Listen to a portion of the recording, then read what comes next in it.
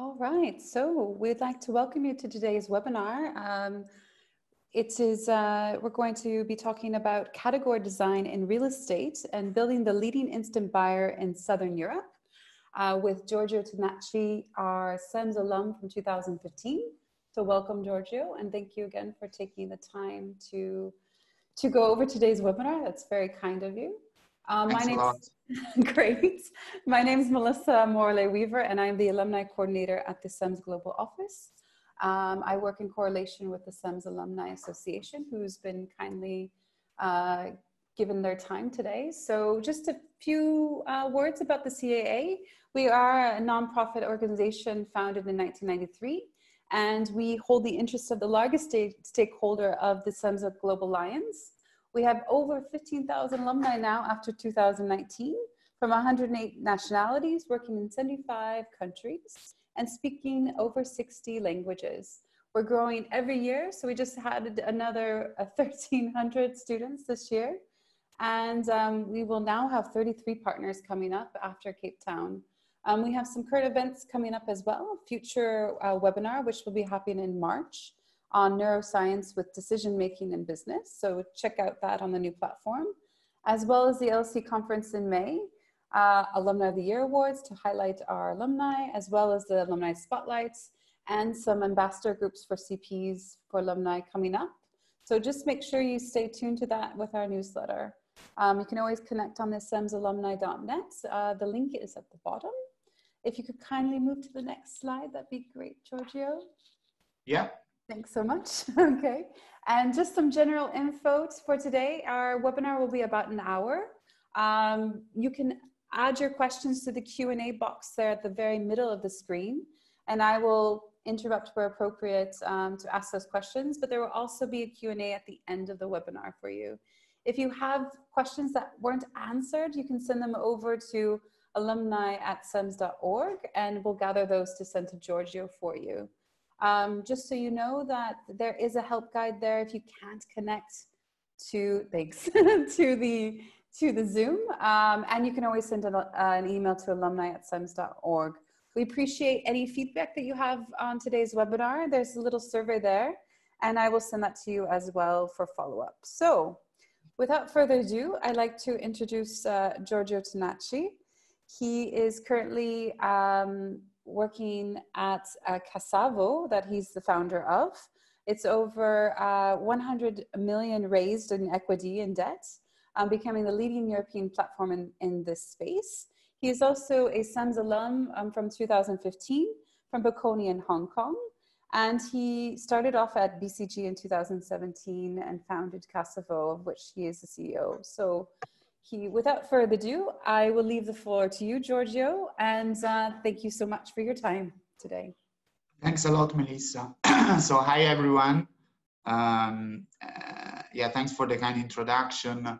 So today I wanted to speak a bit about my entrepreneurial journey from a CEMS and Bocconi student and then as a founder of a tech company in real estate, which I think is an increasing professional opportunity in this world, in Europe as well, and not only in the US now. And then I wanted briefly to discuss with you our business model, meaning like the problem we are trying to solve on the consumer market, which is the solution that we are bringing, and the kind of innovation that we are doing, which we call category design, and its challenges, what it implies. And yeah, finally, how to give you a bit of metrics, how we grew, where we stand in terms of commercial traction, capital raise, and then I can briefly discuss with you and share our experience in terms of capital raise, not only on the equity side, but also on the debt side, so that it might be useful in case you need some tips and some best practices based on our experience in this field. And please, I will leave some space at the very end, so let's say 15 minutes of the webinar for open Q&A. But if you have some questions during the presentation, please feel free to open the Q&A box, and I will be very much available for answering questions throughout the presentation. So moving to the first point. So I founded this company back in the end of 2017, which is called Casavo, and it's the first Italian instant buyer platform, which is a new category which started in the US back in 2013, more or less. But I will give you some more details about it and explain how it works later. Starting from myself, I mean, I come from a very small village in Tuscany, and then I moved to Milan to study in Bocconi. I didn't know what to do in my life at the time, so I liked mathematics, I liked business as well, and so I decided to start my academic path in Bocconi. I did like the very general bachelor in business, which is called CLEM. And then I started, I did my Master of Science in International Management. I really enjoyed having an international exposure, and I like to have a confrontation with different culture and different attitudes. So I also joined the CEMS program, and in particular, I spent my time in the second semester at HKUST, so in Hong Kong, where I also did my first internship. So I worked and it was part of my curricular path at the CEMS. So I worked at the launch of a food delivery startup, which now is quite big, which is called Food Panda in Hong Kong. And yeah, I was there from day zero, starting and bootstrapping the model from an operational point of view. So this was the first time where I started to become fascinated by the startup ecosystem and in general the tech world. At that time in 2014, like food delivery was something really unknown in Europe and especially in Italy. So for me it was a completely new world. And then I graduated in 2015, and for me it was clear that I wanted to have an entrepreneurial career path. I started to do a lot of projects during university on a personal level with my family, with my brother, very simple things. But for me, it was very exciting. But I said, I still need the let's say, the toolkit for problem solving to understand how to meet and tackle some challenges in the future. So I preferred at that time to join a consulting company so that I could gain those tools and get the right mindset in order to approach problem solving as an entrepreneur. So, but it was very clear from the beginning for me. So I started working at BCG. I was still very passionate about tech. So in BCG, there was a practice which is called Technology Advantage. So I joined that practice. Of course, the kind of tech problems that you approach in consulting is very much different from what you do as a tech entrepreneur. But still, it helped me to understand some dynamics, especially the business implication of some tech strategies. I worked there for less than 2 years. I mainly did projects in the industrial goods sector, banking and insurance on different functional topics, but still mainly in the tech area. And after 1.5 years, I had to decide what to do. So my choice was either to do an MBA sponsored by BCG, and then of course this implied like at least 1 or 2 years in an MBA, and then probably at least other 2 years in consulting. And for me, it was a very long time. So I started to consider what to do as an entrepreneur. And I looked at the experience of comparable platforms in the US in prop tech, mainly Open Door, which was the pioneer in this space of the instant buyer model. And I was very much fascinated about it because it, first of all, it was an intersection between real estate and tech.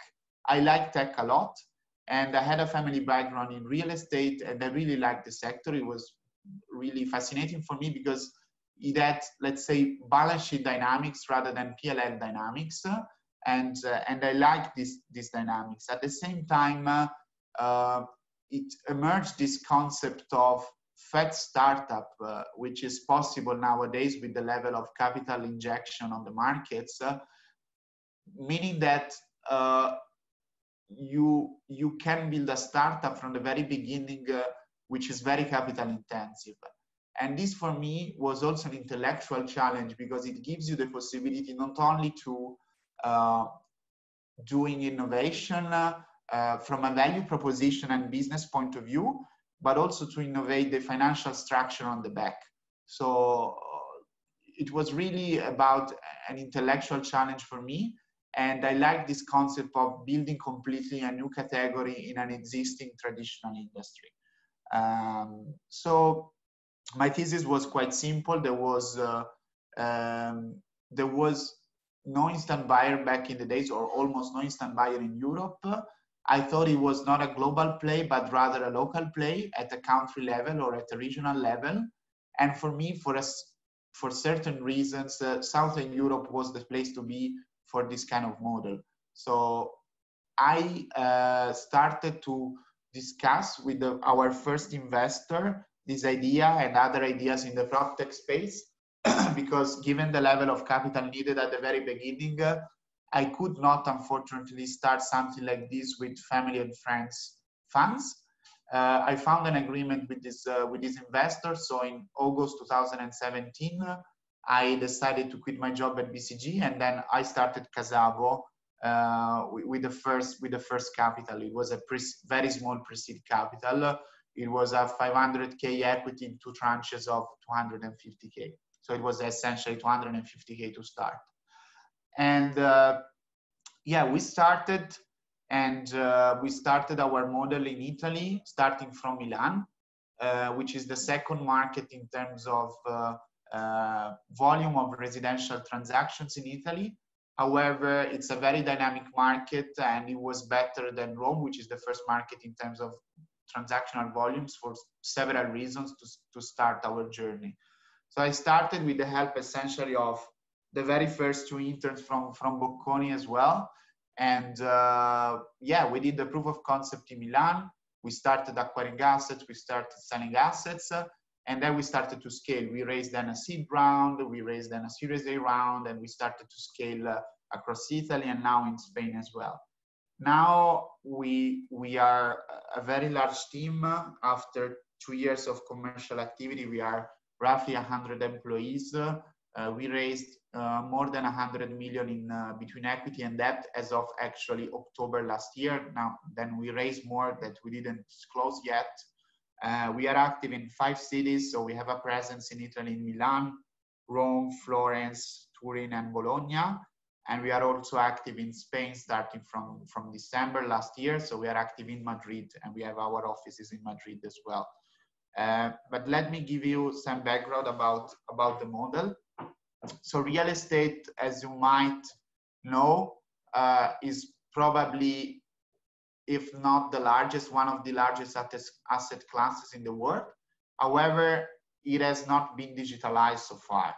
And this is clear starting from the US, but is even more true if you look at the European landscape or other regions around the globe. So a new category emerged, as I was mentioning before, starting from the US with the first pioneers in the space, which is called iBuyer or instant buyer. An instant buyer essentially is a direct-to-home investor which leverages technology to make cash offers quickly. Essentially, the target persona is whoever needs to sell a house. Instead of going through a traditional selling process, which takes a lot of time, is very complex to be managed, creates uncertainty, it has certainty agency costs, namely the brokerage fees. This platform offers an alternative way to sell your home. So it would tell you, if you want to sell your house, instead of going through this process, we give you a cash offer in a matter of days at a discount, but you don't have to wait so long, and you don't have essentially to pay agency costs for that. So the process is very simple. As a consumer, you would go to the website of this platform, fill in the data request flow. So saying, okay, my house is located in this area, in this address. It is made of 3 rooms, it's 100 square meter or whatever, and then you would request an offer to buy, essentially. The iBuyer would leverage what is called an AVM technological model, which essentially is a proprietary valuation platform to get the first intent valuation of the home, and would tell you, okay, the preliminary offer is this amount of money. If you want to proceed and to get a more precise offer, we can schedule an appointment and a visit at your house, and we can make it a non-binding offer. So usually, depending on the model, there is always at least 1 or 2 visits physically in the home before sending a non-binding offer. If you accept the non-binding offer, there is like a technical due diligence process, after which the offer becomes binding. And then you would go to the notary very fast, usually in a matter of days or weeks, because timing is the key element of the value proposition. You would be paid immediately in cash, and as a seller, you would exit the process. After that, the buyer would take the property, renovate it either lightly or extensively, depending on the operative model, and then put it on the market to flip it, essentially. After that, the buyer would find the final buyer, and then it would close the transaction. So it would sell again the transaction and make the margin out of the difference between selling price and acquisition price. So it's essentially a trading business of residential assets at scale. Here it is quite outdated now because the market is very hectic, but these kind of models really popped out around the world. So there was Open Door at the beginning in the US, but then Zillow came. Zillow is the main listing platform in the US, and they started to offer this proposition to consumers as well. And then several other unicorns came in the US, and we were essentially one of the very first players in continental Europe. We started from Italy, as I said, but our vision is really to become the leading platform in Southern Europe, covering mainly Italy and Iberia, so it's Spain and Portugal. So far, from the information that we are probably the largest player in continental Europe based on commercial traction and capital raise. Looking specifically at our market, our core market, Italy, if you look at the traditional selling process, it has essentially 3 main issues. The first one is about time. So selling a house in Italy takes a really long time. We are talking about nationwide more than 200 days. Even if you look at metropolitan areas, so cities with a population above 250,000 inhabitants, we are still talking about more than, on average, 7 months. The second problem is about the process, because it's a very complex process. As a consumer, you don't have either the time, neither the professional capabilities to coordinate several external stakeholders which work in silos and in a very inefficient way. So you have to decide with broker to give the mandate to, you have to view the listings as well. You have to receive multiple visits in your home. In Italy, for example, the average number of visits you need to get in order to receive a final offer is roughly 30, 40. And then you have to negotiate the offers. You have to collect all the documentation with the support or without the support of the broker. You have to go to the notary. The buyer would probably get a mortgage in 80% of the cases. So you still have the uncertainty whether the mortgage is going to be approved. Then there is the mortgage process. There needs to be a due diligence by the bank of the buyer, etc., etc. And finally, the third and last problem is really about uncertainty, because essentially you don't know at which price you are going to close the transaction and when you are going to close the transaction. And this creates a lot of uncertainty. There is a lot of market study says that selling a house is probably one of the most stressful experience in one people's lives, together with divorce, debts, etc. And this has to do a lot with uncertainty of a transaction which concerns probably 70–80% of your personal wealth. So we are solving this problem by removing one step in the transactional process, which is the one of finding the final buyer, because essentially there is no final buyer. It's Casavo as an instant buyer platform which replaces the final buyer. So concerning timing, we give you an offer in a matter of days, and we guarantee you that in maximum 30 days we are at the notary to give you the full liquidity. You don't have to deal with several players. You have one stop service center, which is Casavo, which deals with everything. Even if you gave a mandate to a broker, we partner with brokers, so we will be always your point of contact, even though there is a partner broker in the middle. And finally, there is no uncertainty, because essentially from day zero, you get a binding offer with a certain price, and you know that in a matter of days, you will close the transaction. Going to technology, so that's about the business model. So the value proposition and how we generate revenue. So mainly between the differential price between selling and acquisition, which is driven on the one hand by the liquidity premium. So by the fact that we apply a discount on the fair market value of the asset. Consider that in our case, on average, we are talking about a discount of 6 to 7% with respect to the fair market value of the property. And the other premium which drives revenues is renovation premium, because differently from other models, especially in the US, we add a lot of value, we renovate the property, and so we are able to catch that kind of premium. And this is useful in order to keep margins at a healthy level in our case, and at the same time to be competitive on the offer. So we can reduce the discount to consumers to scale, but at the same time, we are able to keep certain margins because we essentially have a healthy level of margin due to the renovation premium. Of course, we are not like a real estate bunch of guys. This is a purely technological platform, because the model works only with volumes and with a very high amount of transactions. So you can reach these volumes only if you have a technological platform on the back. Technology for us in terms of scaling industrially the business model means two things. The first thing is about data. So we have our own proprietary valuation platform as well. The valuation platform essentially is an algorithm. Actually, there are different algorithm engines which runs underlying the platform, through which we are able in a very fast and accurate way to evaluate what's the right fair market value for that property.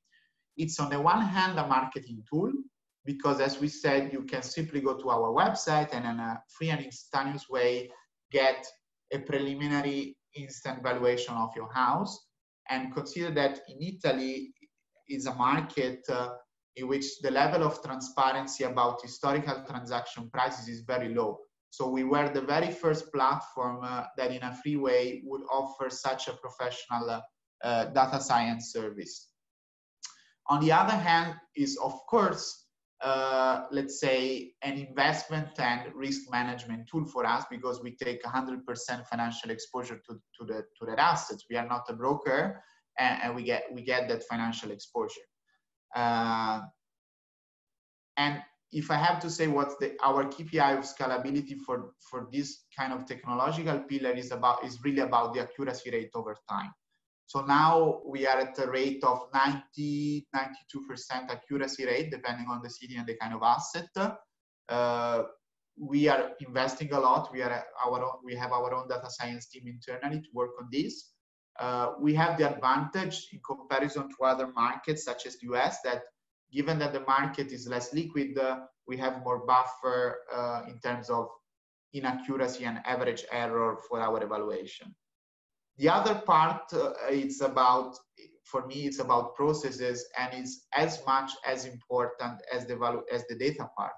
So data is what usually you find about on the media about this model, but the model is it embodies such a high level of operational intensity that really process automation industrialization is really key to scale.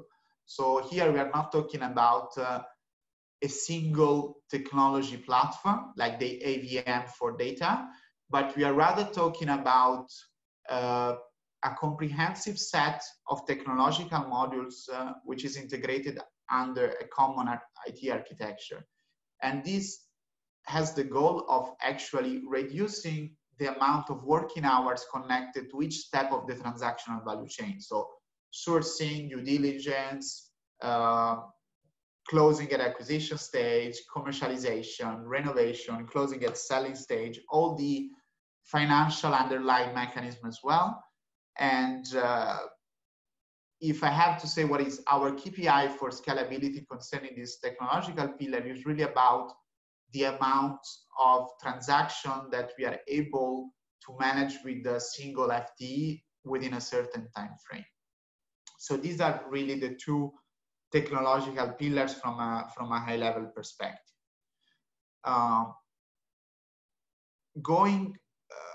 Zooming out a bit, the kind of innovation that we are trying to bring on the market is really about designing a new category.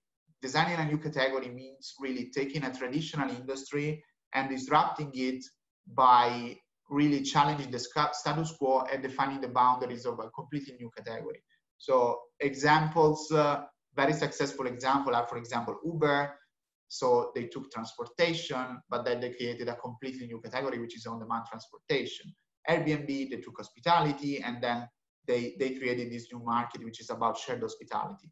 And we are trying to do the same. So the category is instant buyer, and our space is, our traditional space in which we are acting in is residential real estate, essentially. So this is not an easy job at all.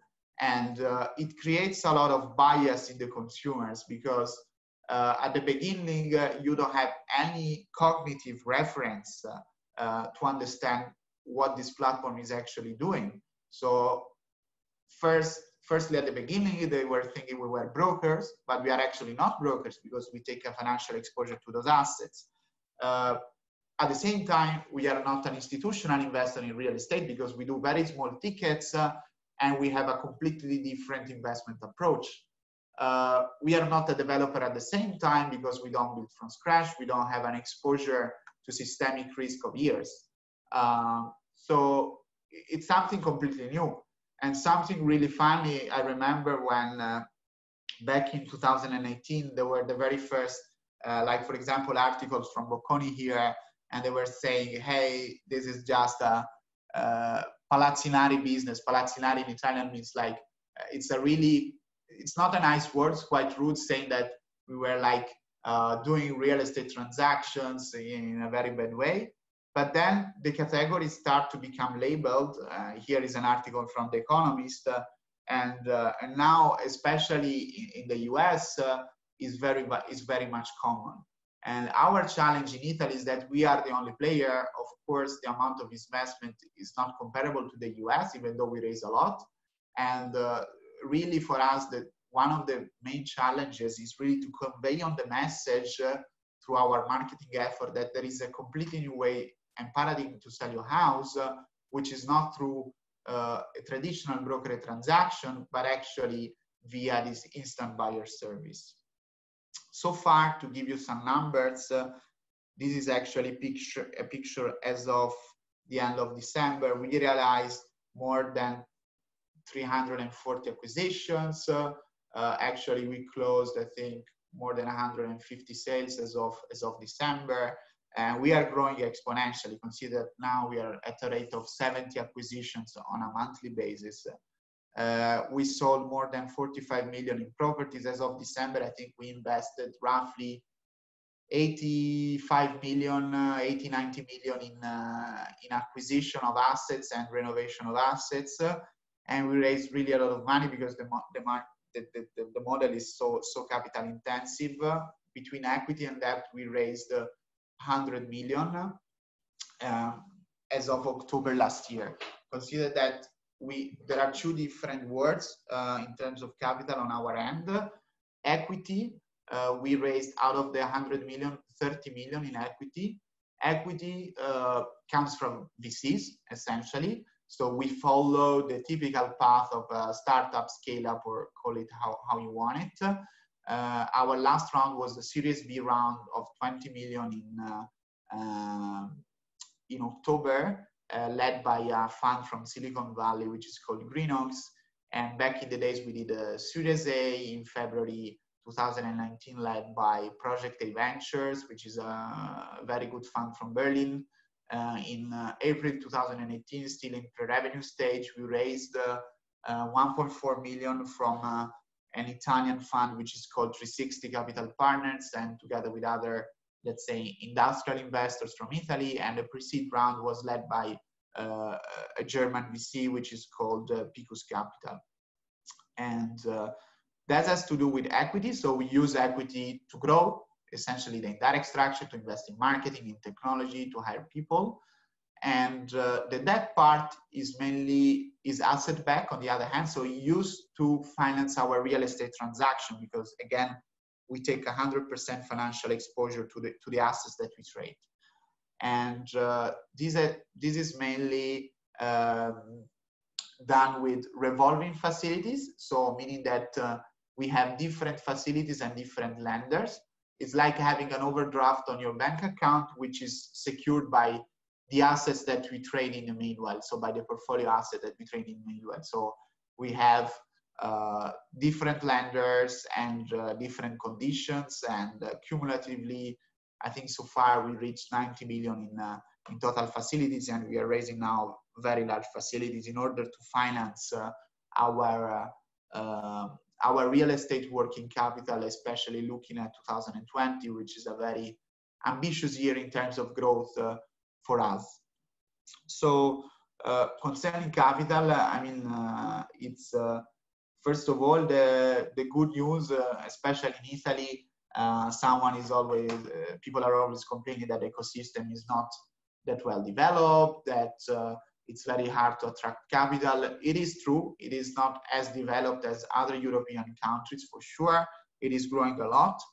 But there is one stereotype that foreign funds don't like to invest in Italy, which is not true at all.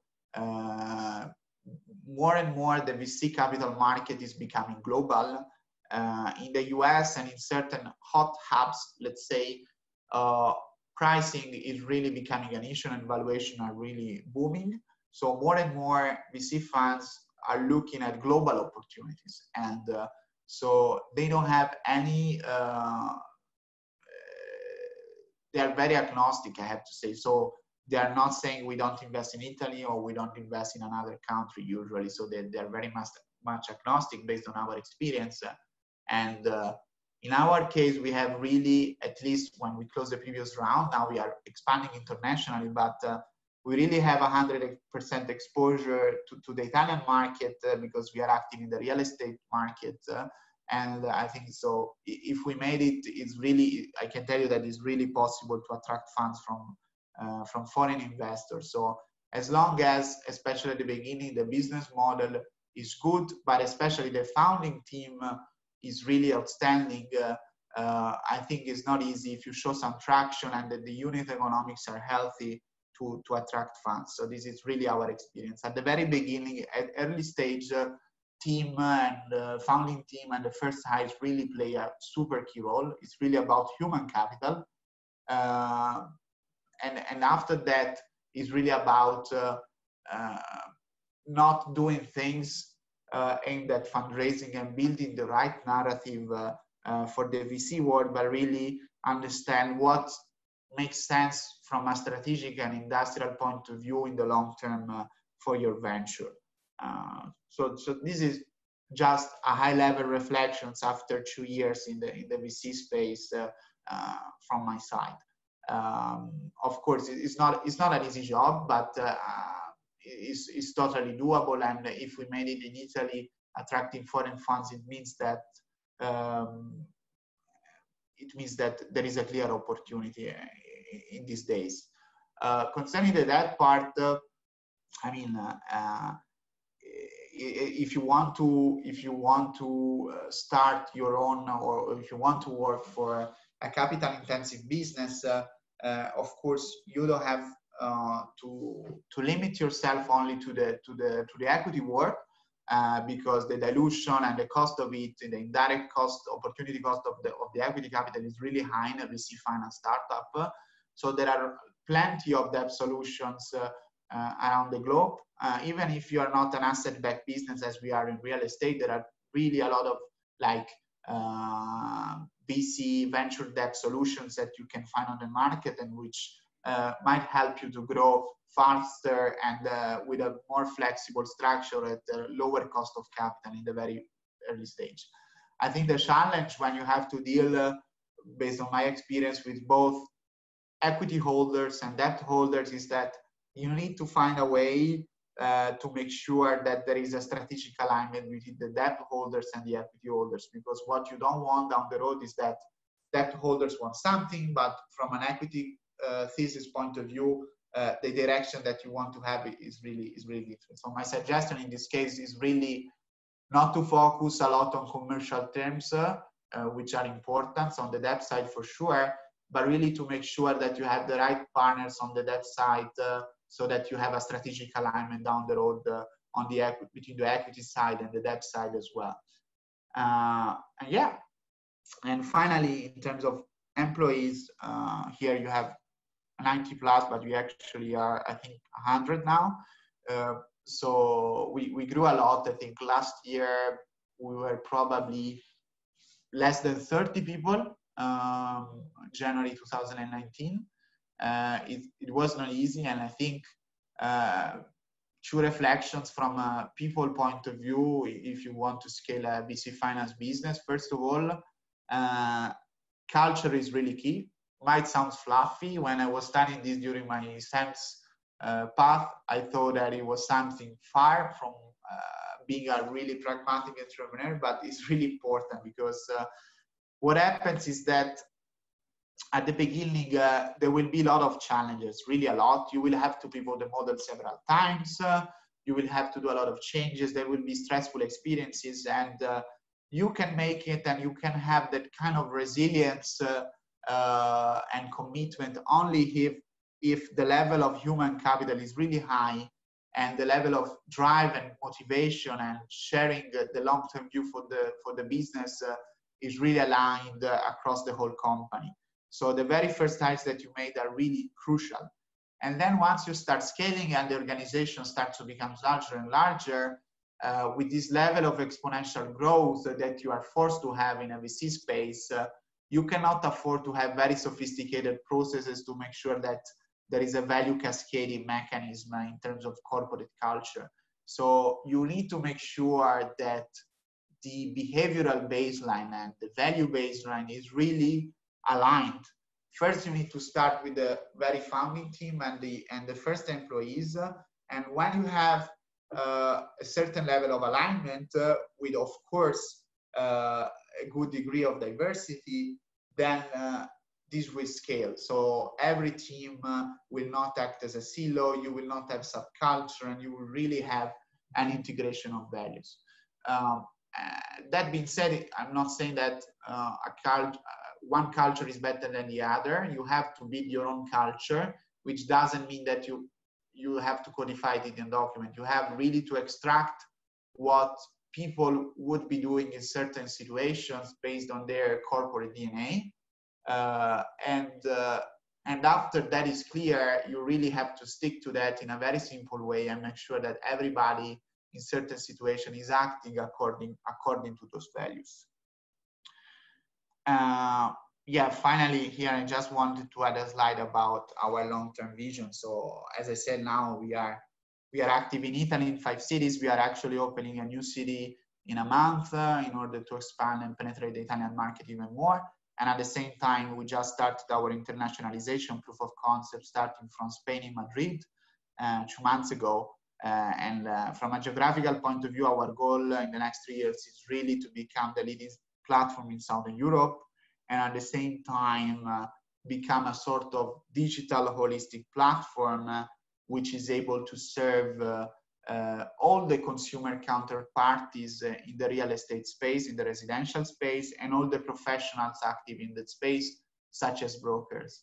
So we started, of course, with the instant buyer platform model, but our end game vision from the very beginning was not only to be a mere and pure instant buyer, but really to solve the problems based on our assets and capabilities of all the consumers and all the professionals in the space, meaning that now we are, for example, selling traditionally with mortgages our homes to final buyers. We are not disrupting or providing any disrupting value proposition towards buyers, while we might want to offer different solutions in terms of financing or rental to our final consumers. We are also an inclusive model of brokers. We would like to extend even more our value proposition for brokers. At the same time, we have very good connections, for example, with renovation companies due to how we structure the operative model. So we might want to offer these some services in renovation based on our capabilities in this space, etc., etc. So this is a bit our long-term vision. I think there is a question. Yes, you do. You have a question. It's according to the business model, you need to pay full amount of money to buy the property first and sell it later. The time gap between buying and selling will bring risk. How does your company solve this kind of problem? Does this business model require a large amount of money to start at the first place or in the first place?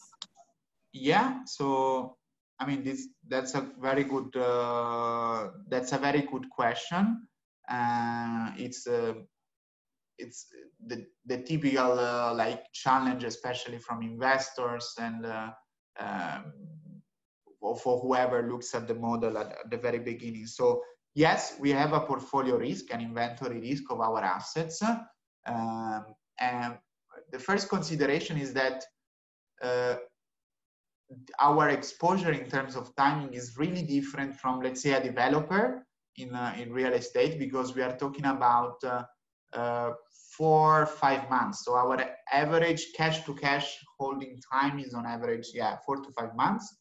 And we are able also to close the risk in terms of pricing even earlier, because usually after 60, 70 days, we accept a binding offer from the final buyer. So we close the price, but then it requires some, let's say, 2-3 months in order to close the transactions at the very end. So first message is that it is true that we have a portfolio risk, but it is very limited in terms of time. Second point is that we are a sort of trading business, right? So my strong thesis is that the model, even though I didn't have the opportunity to test it in this scenario, works both in upward as well as in downward market conditions. Because if you are a true data player and you apply a dynamic pricing mechanism or discount mechanism in our case, you can work well in both scenarios. Because in an upward market condition and scenario, prices would be going up and average time to sell would be quite short. So this implies that the liquidity premium would be low. So the discount that consumers would be willing to pay would be lower than the average scenario. But you are fine with that as an instant buyer platform, because there would be either an appreciation during the holding period, or you would sell it shorter so that you will have to face a lower cost of capital. In the other case, let's say about, let's consider a downward market scenario, you have the opposite case. So selling time would be longer, prices would be stagnant or going down, and but consumers, there might be a transition period of, let's say, price stickiness, but at the same time you can apply a higher discount, because essentially consumers will be willing to accept the discount because the liquidity premium is higher, and with the higher premium that you get from liquidity, essentially you can face a longer selling time or a stagnant pricing or a slightly declining price. This is true, let's say, in physiological upward and downward trends.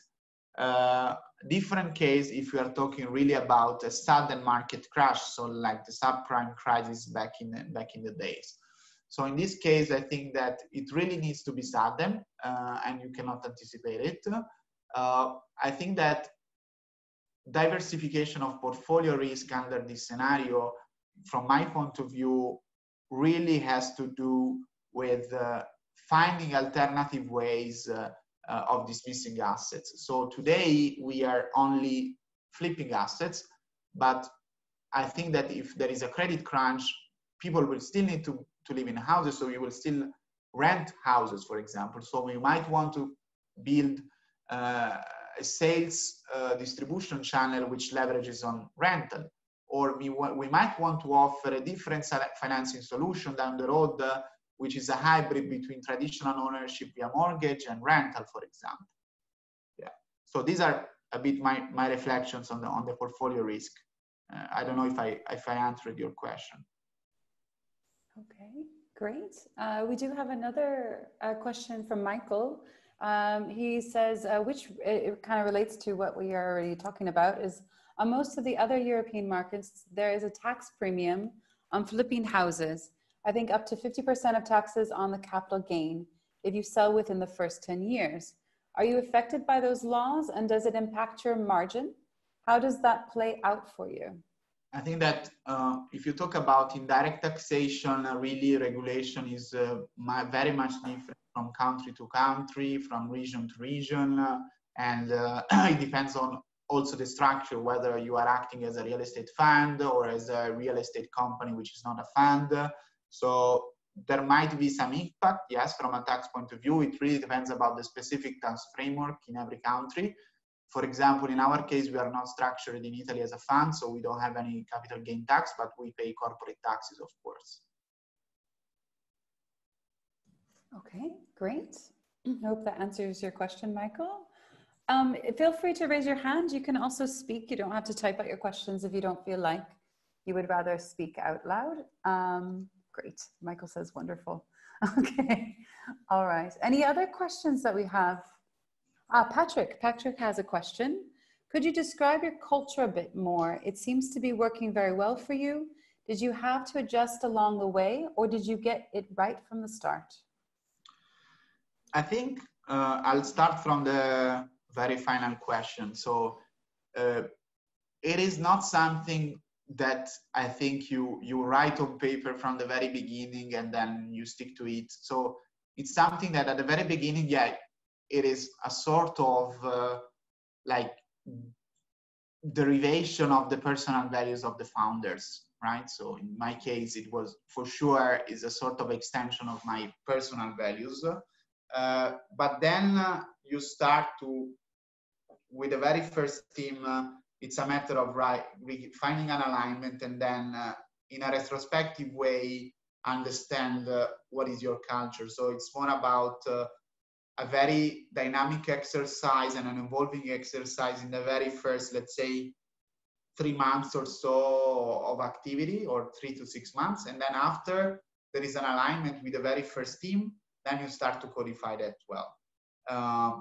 Our culture is really simple. We have, of course, a list of corporate values, but from a very high level perspective, I think the baseline for us is that we are really egoless. So we are really focused on content. We don't like politics. We are really straight to the point, and we really want to do only what adds value for the company. So this was really the basis for us.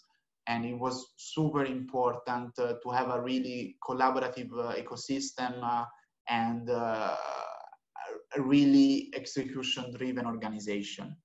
And then from a communication point of view, we like to be really kind, transparent, and direct, which has to do with radical honesty too. We are an entrepreneurial organization, so it's not the founder that is an entrepreneur and all the others are employees. Everyone is an entrepreneur. We like people really to take ownership and to find new opportunities.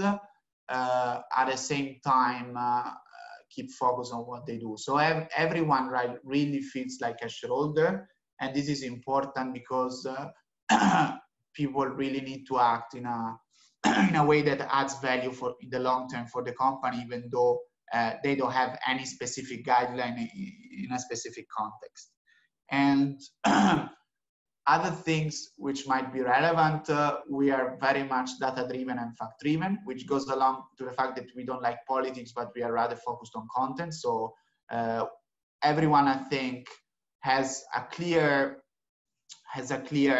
KPI in mind every morning. So everything is really tailored to match that KPI. And when we take decisions, we don't care about hierarchy, but it's really about the analysis and the numbers, or everything that backs up in a purely objective way, that kind of decision.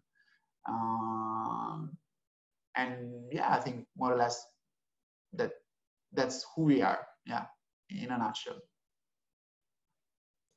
Okay. Thanks as well. Great. Okay, we have another question for you. How many founders were initially on Casavo? You mentioned 2 interns before. What were the profiles of the other founders?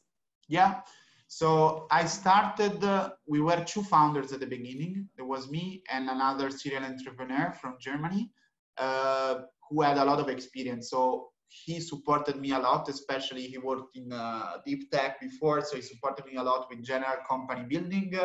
And especially on the tech side, because for me, I had experiences in consulting, but I had no experience from a, let's say, pragmatic and in a scale-up context. So at the beginning, we were in 2. Then we changed a bit our strategy, because at the beginning, we planned to really expand internationally very fast. So it made sense to have a sort of German delivery center and first business center in Italy. We reviewed the strategy, so it didn't make sense at all for us to scale that fast and pre-scale that fast from a geographical point of view. So he decided to make an exit at Series A. So he made a good exit. So I'm the only founder. But from a management team point of view, let's say there are 2 waves in our management team. I have to say the very first wave is represented by really super young profiles who joined from day 0, the project with me, and they come mainly from the business world and finance world, and they are now managers of, let's say, of the more strategic functions, meaning that we don't think that there are external competencies on the market to do and manage what they are doing. So mainly operations and investments, so how we manage the transactions. And then, of course, I have a CTO, so his more experience, it comes from several tech environments. Then I have the head of marketing, head of product, and by product I mean the technological product, the CFO.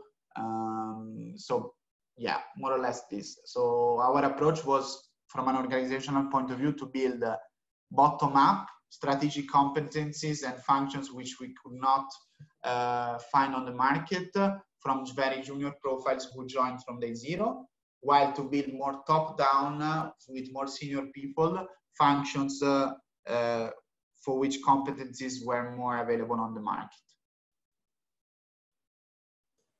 Okay, I hope that answers your question.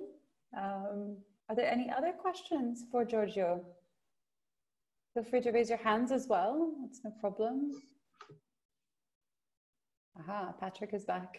Okay. Patrick says, are you thinking about expanding into commercial real estate? What are the main differences to the private market? No, the straight answer is no. Commercial real estate has really different dynamics. It's not our play. And the competitive landscape is completely different. It's more about the institutional market. We are actually thinking about providing more services in residential real estate rather than expanding into the commercial segment.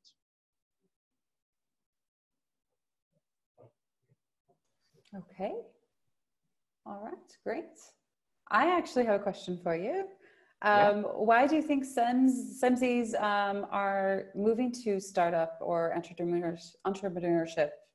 They start out at these bigger companies and then they move into more of their passion? I think this is something I recognize from Bocconi as well. I remember that when I graduated in 2015, so we are just talking about 4 or 5 years ago, more or less. And there was not that much interest, while I remember that in Berlin, in London, and US, of course, this was something quite common. I think that, first of all, there are more opportunities than before. Second, you have the possibility really to have an impact and to have ownership from the beginning. I mean, even an intern in our case really has a lot of independence. And this has implication from a learning point of view. So the level of learning that you have is completely different. Of course, it's a different learning process from my perspective, meaning that probably in a large corporate environment or in consulting, the kind of learning that you have is more risk controlled and is more based on your relationship with your manager, so that you get feedback from the manager, you understand, but you are in a more risk controlled environment. In a startup, you have less the opportunity to get experience from more senior people, because there might be non-senior people who has competencies in that field who has experienced those kind of issues or problems before. But you learn by trial and error, which is a very helpful experience. So it's a different learning environment. There are pros and cons. Probably it's a bit more stressful in some cases, because probably you are going out of comfort zone more often. But there is value in that, and probably the learning curve is much steeper. Okay, thank you. All right. We have just a few more minutes. Any last questions? Maybe one more question? If anybody has anything else to ask. I think in any case, you have my contacts here. Yes. So feel free to ping me whenever you want. We have one last one. Okay. This is from Max. You were communicating that employees act as entrepreneurs. Does that convert into Casavo, providing them an equity piece as well? Yes. We have an ESOP plan in our company as well. Yeah. Okay. Well, I think we're going to wrap it up for today. Thank you so much for your time, Giorgio. And Michael says he's very happy to see entrepreneurs at the CEMS network. We need more of it. So thank you for taking this on. And if you do have questions, you can also reach out to my alumni address at cems.org. So alumni@cems.org, or Giorgio as well. There is a short feedback survey there that I've put in the chat. If you have some time to fill that out, that would be great, just to see what kind of other webinar topics you're interested in and how we can improve our webinars. And on behalf of the CEMS Alumni Association, we really appreciate this type of opportunity to highlight our alums who are doing a great job, as yourself, Giorgio. So thank you so much. Thanks a lot. Okay. Thanks a lot. We will share your information on the platform, and I will send some follow-up housekeeping for you all. Okay. Thank you, and have a wonderful rest of the day. Bye, everyone. Thank you. Bye-bye. Take care. Bye. All right. Bye-bye.